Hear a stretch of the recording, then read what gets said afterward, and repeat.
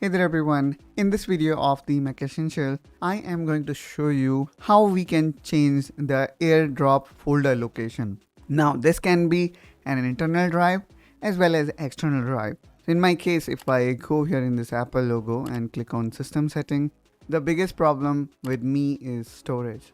I am using 256GB variant of Mac that engulfs space like anything. I mean, you can see here the system data itself intake around 80GB of data, followed by macOS, which is another 30. That means that 110GB out of 256 is already acquired by system and macOS. So in such scenario, it has become even more important to save space. And when we do AirDrop, sometimes the file size can be really big, and since we have got limited space, we then need to manually move it to another drive. So in this case, what I'm gonna do is I am going to take help of Automator, alright? And I will be showing you step by step how we can, change our AirDrop location. First of all, let's go here in Finder, and then here select the folder where you want your new AirDrop location needs to be.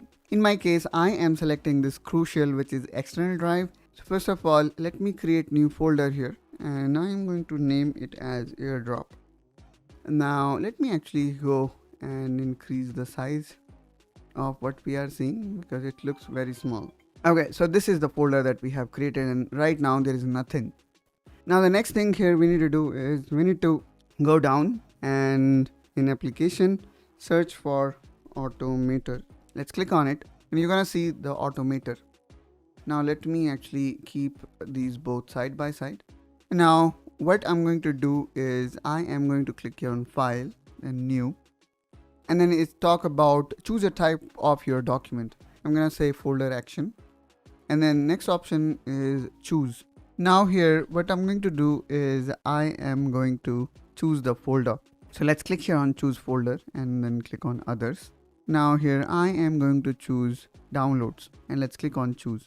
Now here we need to look for the following option, which is move finder items. Alright, let's select that. And before we proceed further, please subscribe to the Mac Essential. We are a very small channel and we already have completed 4,000 hours. But in terms of subscriber, we are way behind. So please subscribe to the Mac Essential, as if you see value in this video, this will help this channel a lot. So please make sure you subscribe. Alright, let's go back to our video. Here, after selecting this option, we need to drag this to here. Alright, now here it says to, and then here we need to click on this drop down menu. And now I'm gonna click on other.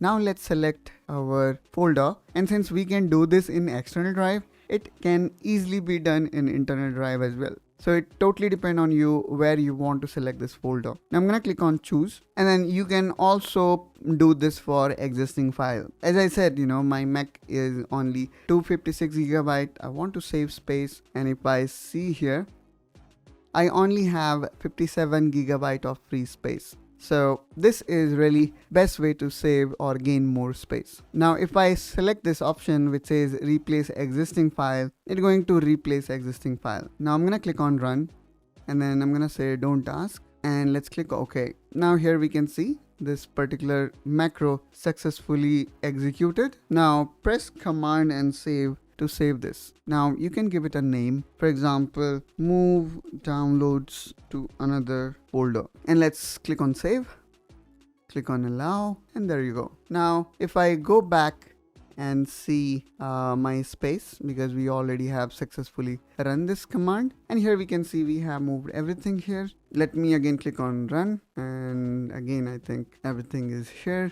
Alright, so now I'm gonna close this and let's click on save. Now what I'm gonna do next is I am also going to open the download folder, and here I will be adding new file. Alright, and we will see how it performs. Maybe I can drop a file from AirDrop, so let me quickly do that. Now I am doing this with my iPhone, and you're gonna see new file being added, and now it says move folder items, and it says AirDrop, and voila. I mean, you can see that immediately that pop-up thing came in and we were able to move it immediately. Now it's not like AirDrop. Even let's say if I go and click on desktop, and if I have got here some files, and if I move this file on my download, it will ask me to immediately move folder item to this new AirDrop. So in this way, guys, we can enable this automatic process. Now, of course, we are seeing this confirmation pop up every time whenever, I am moving anything to download. But let's say if you do not want it, that is also feasible. For that, let's go back on Automator and then click on close and go here in file, open recent. Now click here on option and then disable this option which says show this action when workflow run. Now let's again press command and save and close this. Now next time whenever we will move anything from, let's say, desktop to download, it will automatically move without any pop-up. Here you can see this is desktop and I am moving now to download, and you can see that it automatically forwarded or moved this item to this AirDrop folder, which is in my crucial drive. So in this way, we can move our AirDrop file to a specific folder where we want to save it. And maybe if you are saving it to external drive, you are also saving space. And that's also wrap up this video. If you have got any question or doubt in your mind, please feel free to ask me in comment down below. Also, as I was mentioning, we already hit our 4,000 hours mark. Please help us in achieving 1,000 subscriber goal. Thank you so much for watching, and I will see you in the next one. Till then, you take care and bye bye.